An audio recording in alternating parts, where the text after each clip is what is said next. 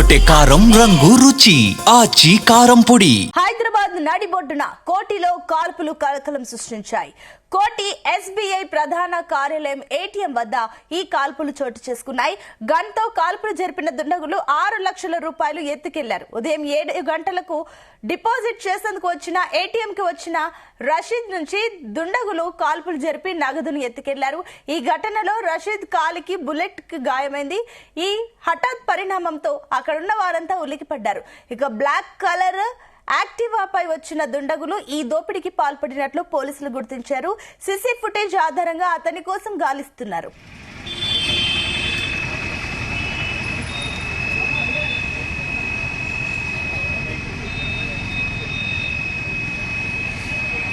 దగ్గరికి పో, అటు పో, హర్ష అటు పోయి పో, ఇక్కడ పోయి దగ్గరికి పోయి.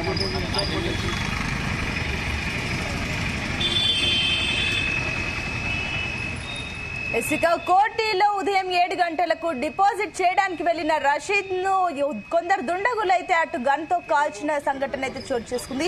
ఇదే అంశానికి సంబంధించి మరిన్ని డీటెయిల్స్ మా క్రైమ్ బ్యూరో చీఫ్ రవితేజ అందిస్తారు. రవితేజ, కోటిఐ ఎస్బీఐ ప్రధాన కార్యాలయం ముందు బ్యాంక్ స్ట్రీట్ సమీపంలో మెయిన్ రోడ్ పైనే రషీద్ అనే వ్యక్తి 6 లక్షల నగదుతో అతను ఏటీఎం లో డిపాజిట్ చేయడానికి వచ్చినటువంటి విషయాన్ని గమనించినటువంటి కొంతమంది దుండగులు అతను ఎస్బీఐ ఏటీఎం సమీపంలోనే పార్కింగ్ స్పేస్ లో నిలిచి ఉండి లోపలికి వెళ్దాం అన్నటువంటి క్రమంలో బ్లాక్ కలర్ యాక్టివా వాహనం పైన వచ్చినటువంటి దుండగులు ఒక్కసారిగా రషీద్ పైన కాల్పులకు తెగబడము, రషీద్ ఒక్కసారిగా షాక్ కి లోనై తన చేతిలో ఉన్నటువంటి బ్యాగ్ వదిలేయడంతో ఆ బ్యాగ్ ని తీసుకొని బ్లాక్ కలర్ యాక్టివా పైన 2 దుండగులు పరారైనట్టుగా కూడా అక్కడ ఉన్నటువంటి ప్రత్యక్ష సాక్షులు చెప్తా ఉన్నారు. ఈ కాల్పుల సమయంలో రషీద్ కాలికి ఒక బుల్లెట్ కూడా దిగినట్టుగా కూడా ప్రత్యక్ష సాక్షులు ఇమీడియట్ గా అటు పోలీసులకు ఇటు ఫైర్ మెడికల్ అధికారులకు సమాచారం ఇవ్వడంతో అక్కడికి అంబులెన్స్ చేరుకొని రషీద్ ని ఇమీడియట్ గా స్థానికంగా ఆసుపత్రికి తరలించడం జరిగింది. ఆసుపత్రికి చేరుకున్న తర్వాత అతని కాలి భాగంలో ఒక బుల్లెట్ లోపలికి దూసుకెళ్లింది అనేది కూడా వైద్యులు గుర్తించారు. మెడికల్ అన్ని పరికరాలు అతనికి అందజేస్తూ ట్రీట్మెంట్ కొనసాగిస్తున్నట్టుగా తెలుస్తుంది. ఈ కాల్పుల ఘటన జరిగినటువంటి వెంటనే పోలీసులు అక్కడికి చేరుకొని క్రైమ్ సీన్ అఫెన్స్ అంతా డిస్టర్బ్ అవ్వకుండా, ఆధారాలన్నీ కూడా చెడిపోకుండా చుట్టుముట్టంతా కూడా స్కెచ్ వేసుకొని ఆ చుట్టుముట్టంతా కూడా వీళ్ళు టేప్ ని ఉపయోగించుకొని క్రైమ్ సీన్ డిస్టర్బ్ అవ్వకుండా పోలీసులు అక్కడికి చేరుకొని క్లూస్ సేకరిస్తా ఉన్నారు. క్లూ 1, క్లూ 2, క్లూ 3 అంటూ అక్కడ బోర్డ్స్ ఏర్పాటు చేసి ఆ గన్ లో వచ్చినటువంటి బుల్లెట్ షెల్ సైతం అక్కడే పడి ఉండడంతో అది ఏ వెపన్ లో నుంచి వచ్చినటువంటి షెల్ అనే దానిపై కూడా పోలీసులు గుర్తించేటువంటి ప్రయత్నం చేస్తా ఉన్నారు.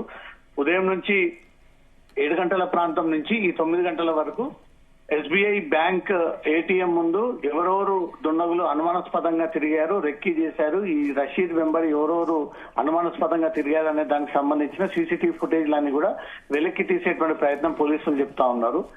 ఈ బ్యాంక్ స్ట్రీట్ ఏరియాలో ఎక్కువగా నెంబర్ ఆఫ్ బ్యాంక్స్ ఉండడం కారణము అది చాలా మంది ట్రాన్సాక్షన్స్ డబ్బులు డిపాజిట్ కోసం, విత్డ్రాల్ కోసం ఎక్కువగా ఈ సుల్తాన్ బజార్, ఇసామియా బజార్, ఉస్మాన్ హాస్పిటల్ సంబంధించినటువంటి వారు ఎక్కువగా డబ్బుల ట్రాన్సాక్షన్స్ కోసం ఈ బ్యాంక్ స్ట్రీట్ కాలనీకి ఎక్కువగా చేరుకుంటారు. ఉదయాన్నే రషీద్ అనే వ్యక్తి చేతిలో బరువైనటువంటి ఒక బ్యాగ్ తో బైక్ పై వెళ్తా ఉన్నాడని ఈ దుండగులు గమనించి ఎలాగో అతనిపై కాల్పులు జరిపి అతని అవసరమైతే చంపైనా సరే ఆ డబ్బులు తీసుకెళ్లాలని ఒక ప్లానింగ్ ప్రకారంగానే ఈ దోపిడీ జరిగినట్టుగా పోలీసులు భావిస్తా ఉన్నారు. ఉదయం తెల్లవారుజామునే ఈ 6 లక్షలతో రషీద్ అనే వ్యక్తి ఎస్బీఐ ఏటీఎం ముందు నిలబడి అనుమానాస్పదంగా ఉండడంతో వీళ్ళు ఖచ్చితంగా డబ్బులతోటే వచ్చినటువంటి వ్యక్తి అని వీళ్ళు గమనించి అతనిపై కాల్పులు జరిపి అతని కాళ్ళ భాగంలో ఫైరింగ్ చేసి బుల్లెట్స్ ఓపెన్ చేసినటువంటి వెంటనే ఒక బుల్లెట్ తన కాలి భాగానికి దూసుకుపోయిన తర్వాత ఈ బ్యాగ్ వదిలేయడంతో ఆ బ్యాగ్ ని తీసుకొని బ్లాక్ కలర్ యాక్టివా పైన వీళ్ళు పరారైనట్టుగా అక్కడ ఉన్నటువంటి ప్రత్యక్ష సాక్షులు సీసీటీవీ ఫుటేజ్ అన్నిటిని కూడా పరిశీలిస్తా ఉన్నారు. ఈ రషీద్ అనే వ్యక్తి 6 లక్షలు ఏటీఎం లో డిపాజిట్ అనేది ఇంపాసిబుల్. ఏటీఎం కార్డు ఉంటేనే 50,000 నుంచి 1,00,000 వరకు మాత్రమే డిపాజిట్ ఉంటుంది. అది ఉదయాన్నే 7 గంటల ప్రాంతంలో 6 లక్షల క్యాష్ తో ఇతను ఎస్బీఐ ఏటీఎం దగ్గరకు వెళ్ళాడంటే కూడా కొన్ని అనుమానాలు పోలీసులకు కలుగుతా ఉన్నాయి. 6 లక్షలు ఏటీఎం ద్వారా డిపాజిట్ చేసేటువంటి సౌకర్యం లేనప్పటికీ ఇతను ఎందుకు 6 లక్షలు తీసుకొని ఏటీఎం దగ్గర డిపాజిట్ చేయడానికి వెళ్ళడా, ఎవరి కోసం ఆయన ఎదురు చూస్తా ఉన్నాడా, లేదా ఏదైనా బిజినెస్ పర్పస్ మీద అతను ఇక్కడ ఈ ఐడెంటిటీ ఏటీఎం దగ్గర ఉంటానని అడ్రస్ కోసం వెయిట్ చేస్తా ఉన్నాడు అనే దానిపై కూడా పోలీసుల క్లారిటీ రావాల్సింది. ఉదయం 7 గంటల ప్రాంతంలో హైదరాబాద్ అప్పుడే నిద్ర లేచి వారి పనుల్లో నిమగ్నమైనటువంటి సమయంలోనే ఒక్కసారిగా కాల్పుల మోత మాత్రం నగర ప్రజల్ని మరోసారి ఉలిక్కి పడేలా చేసింది. వారంలో ఒకసారి ఈ కాల్పుల ఘటన హైదరాబాద్ లో నిత్యం నమోదవుతా ఉంది.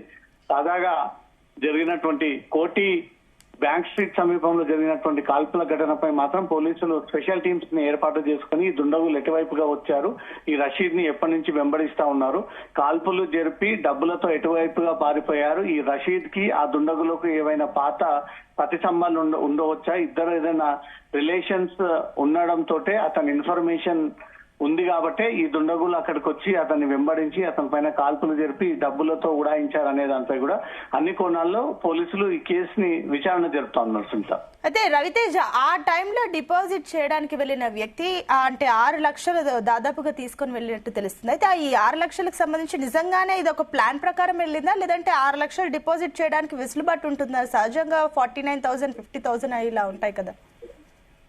ఈ రషీద్ వ్యవహారంపై కూడా పోలీసులకు కొన్ని అనుమానాలు ఉన్నాయి. ఎందుకంటే ఉదయం 6 లక్షలు మెషిన్ లో డిపాజిట్ చేయడం ఇంపాసిబుల్. ఒకవేళ అతను కార్డు హోల్డర్ కాకపోతే కేవలం 25,000 నుంచి 2 ట్రాన్సాక్షన్లు 50,000 వరకు మాత్రమే వితౌట్ డెబిట్ కార్డు డిపాజిట్ చేసేటువంటి అవకాశం ఉంది. ఒకవేళ కార్డు ఉన్నా కూడా ₹1,00,000 మించి ఎక్కువగా డిపాజిట్ చేసేటువంటి అవకాశం లేదు. కాబట్టి వీళ్ళు ఏదైనా బిజినెస్ కి సంబంధించినటువంటి డబ్బులు తన దగ్గర ఉన్నాయి, తను ఏటీఎం వరకు తీసుకెళ్తాను, మీరు వెనక నుంచి వెంబడించి తనపై కాల్పులు జరిపినట్టే యాక్టింగ్ చేస్తే నేను అక్కడ పడిపోయినట్టుగా మీకు ఇన్ఫర్మేషన్ ఇచ్చి ఆ డబ్బులని ప్లానింగ్ ప్రకారంగా ముగ్గురం పంచుకుందాము అనే ఒక ప్రీ ప్లానింగ్ స్కెచ్ తో ఈ రకమైనటువంటి కాల్పులకు తెగబడ్డారనే దానిపై కూడా అనుమానాలు ఉన్నాయి. ఎందుకంటే 7 గంటల ప్రాంతంలో ఎవరు కూడా ఏటీఎం లో డిపాజిట్ చేయడానికి అంత పెద్ద అమౌంట్ తో అక్కడికి చేరుకోరు. కాబట్టి ఇతను ఏటీఎం దగ్గరికి చేరుకొని డబ్బులు డిపాజిట్ కోసం వచ్చానంటూ మాత్రం కొంత యాక్టింగ్ క్రియేట్ చేయడంలో పోలీసులకే కొన్ని అనుమానాలు ఉన్నాయి. ఈ రషీద్ ఆ తర్వాత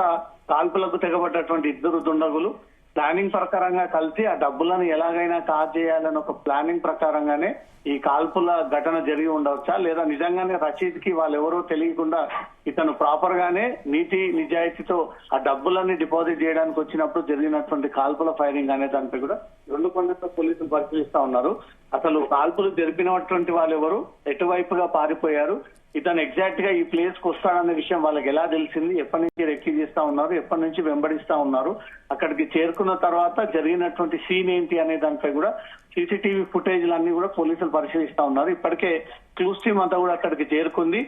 ఈ దుండగులు నిలబడి కాల్పులు జరిపిన తర్వాత వెపన్ లో నుంచి వచ్చినటువంటి షెల్ అక్కడ పడినటువంటి ఎవిడెన్స్ ని క్లూ 2 కిందికి వీళ్ళు పరిగణలోకి తీసుకొని క్లూ 1 ఆ రెడ్ టేప్ ని ఏర్పాటు చేసి, క్రైమ్ సీన్ టేప్ ని ఏర్పాటు చేసి బుల్లెట్ షెల్ దగ్గర క్లూ నెంబర్ 2 కింద పెట్టి ఆ తర్వాత వాళ్ళు పారిపోయినటువంటి ఏరియాని క్లూ నెంబర్ 3 గా భావించి ఈ విడివిడిగా 1, 2, 3 క్లూస్ కిందికి సేకరించి స్పెషల్ టీమ్స్ దీన్ని ఆపరేట్ చేస్తా ఉన్నాయి.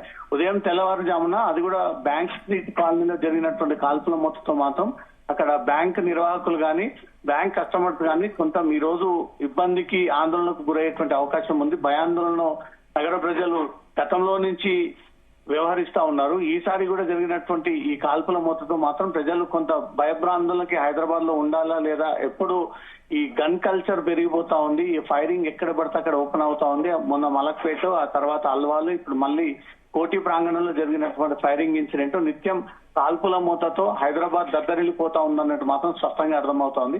ఈ రషీద్ పై కాల్పులు జరిపిన వ్యక్తులు ఎవరు, ఏ కారణం చేత అతని పైన కాల్పులు జరిపారు, అతనితో కలిపి ఏదైనా డ్రామా క్రియేట్ చేశారా, అతనితో సంబంధం లేకుండా జరిగినటువంటి కాల్పుల ఘటన అనే కోణంలో అన్ని వైపుల నుంచి ఈ కేసుని పోలీసులు దర్యాప్తు జరుపుతా ఉన్నారు.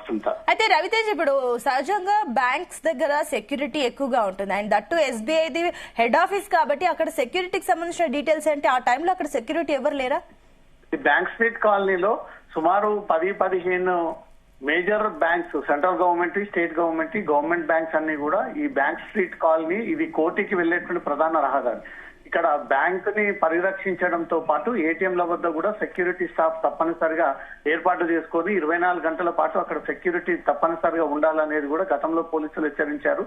బ్యాంకర్స్ కూడా ఏటీఎం కి టైట్ సెక్యూరిటీని ఏర్పాటు చేస్తున్నారు. ఉదయం 6 గంటలకు షిఫ్ట్ మారి వేరే సెక్యూరిటీ వచ్చేటువంటి టైం కాబట్టి టైం ప్రకారంగా చూసుకొని అక్కడ ఈ ఏటీఎంల వద్ద గన్లు పట్టుకొని సెక్యూరిటీ టైట్ గా ఉంటుంది. ఒకవేళ వాళ్ళు తిరగబడి ఎదురు కాల్పులు జరిపితే ఆ కాల్పుల్లో చనిపోతామని ఒక ఐడియా ఉంది కాబట్టి ఈ 6:30 తర్వాత అయితే షిఫ్ట్ మారుతుంది. ఆ సెక్యూరిటీ వచ్చి తన డ్యూటీ ఎక్కేలోపు ఈ డ్యూటీలో ఉన్నటువంటి సెక్యూరిటీ అప్పటికే షిఫ్ట్ చేంజ్ అయ్యి వెళ్ళిపోయేటువంటి టైం కాబట్టి ఆ టైం ని చూసుకునే ఎగ్జాక్ట్ గా 6:30-7 ప్రాంతంలో బ్యాంక్ స్ట్రీట్ కాలనీలో ఉన్నటువంటి ఎస్బీఐ బ్యాంక్ ఏటీఎం ముందే ఈ కాల్పులకు తెగబడ్డటువంటి ఘటనలో అనేక అనుమానాలు వ్యక్తం అవుతా ఉన్నాయి. అయితే రవితేజ ఇంకొక పక్క కామన్ పీపుల్ రెస్పాన్స్ ఏంటి? ఇంకోటి గన్ కల్చర్ మళ్ళీ వచ్చింది అనుకోవచ్చు. ఈ గన్స్ ఎక్కడి నుంచి వస్తున్నాయి మళ్ళీ? ఇప్పటికే హైదరాబాద్ గన్ కల్చర్ లో టాప్ నెంబర్ 1 పొజిషన్ లో ఉంది. నెలకొకసారి వారానికి ఒక్కసారి డెఫినెట్ గా ఈ కాల్పుల మోతతో నగర ప్రజలు ఉలిక్కి పడతా ఉన్నారు.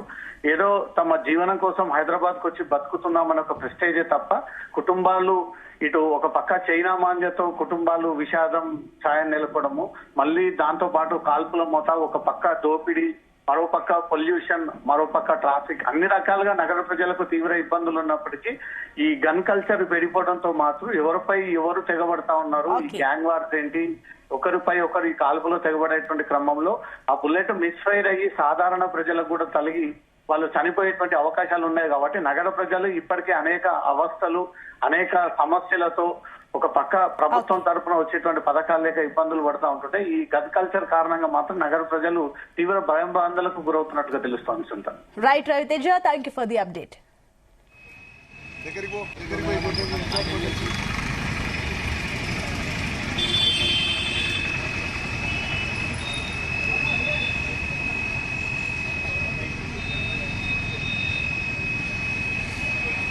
దగ్గరికి పో, అటు హర్ష అటు పోయి దిప్పు, ఇక్కడ పోయి